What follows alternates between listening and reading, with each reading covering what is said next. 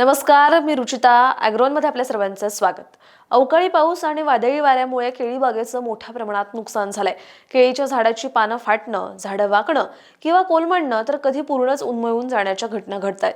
अशा परिस्थितीतही वेळीच उपाययोजना केल्या तर आपण आपल्या बागेचं उत्पादन वाचवू शकतो. या उपाययोजना जळगावच्या केळी संशोधन केंद्रातील शास्त्रज्ञ डॉक्टर अंजली मेंढे आणि डॉक्टर व्ही.टी. गुजर यांनी सांगितल्यात. त्यामुळे व्हिडिओ शेवटपर्यंत नक्की बघा. तुमच्या केळी बागेत पाऊस पडून गेला असेल तर सर्वात पहिल्यांदा पाण्याचा निचरा करून घ्यायचा आहे आणि तुम्ही झाडांना आधार देऊन घ्यायचा आहे. वाकलेल्या झाडांना आधार देण्यासाठी तुम्ही बांबूचा वापर करावा. तसेच पावसाची शक्यता असेल तरी झाडांना आधार द्यायचा आहे. यामुळे झाडं कोलमडणं, उन्मळून पडणं कमी होऊ शकतं. याशिवाय वादळी वाऱ्यामुळेही बऱ्याचदा झाडं वाकतात आणि पडतात. त्यामुळे शेताभोवती शेवरीच्या झाडाचं कुंपण लावण्याचा सल्ला दिला जातो. पण तुम्ही जर शेवरीचं कुंपण लावलं नसेल तरी काळजी करू नका. बागेभोवती शेडनेटचं कुंपण करूनही तुम्ही वाऱ्याचा प्रवाह थांबवू शकता. हे झालं झाडाचं. पण आपल्या सगळ्यांना आवडणाऱ्या केळीचं काय?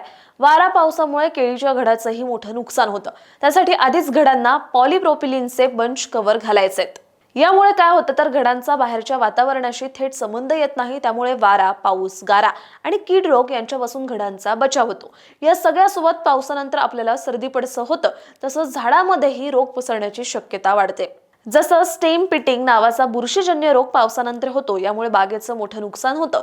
पण याची लक्षणं काय तर पानांवर आणि खोडांवर काळे ठिपके पडतात आणि पानं कमकुवत होऊन वाळतात. त्यामुळे बागेमध्ये कायम स्वच्छता पाळायची आहे.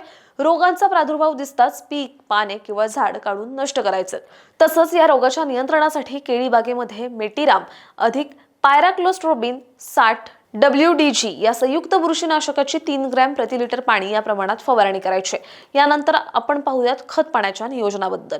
सुरुवातीला म्हटलो तसं पावसामुळे शेतात साचलेलं पाणी काढून टाकायचंय, कारण पिकाला नेहमी वाफसा स्थितीमध्ये ठेवायचंय. मोठे आणि घड वाढीच्या अवस्थेत असलेल्या झाडांना 20 ते 25 लिटर पाणी प्रति झाड द्यायचंय.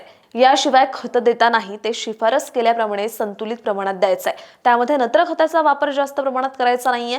शक्यतो मातीची तपासणी करूनच खतांचं नियोजन करायचंय. एकंदर काय तर झाडाला आधार, बागेला कुंपण, बंच कव्हर, कीड रोग नियंत्रण आणि खत पाण्याचं नियोजन करून शेतकरी बदलत्या वातावरणातही आपल्या बागेचं रक्षण करू शकतात.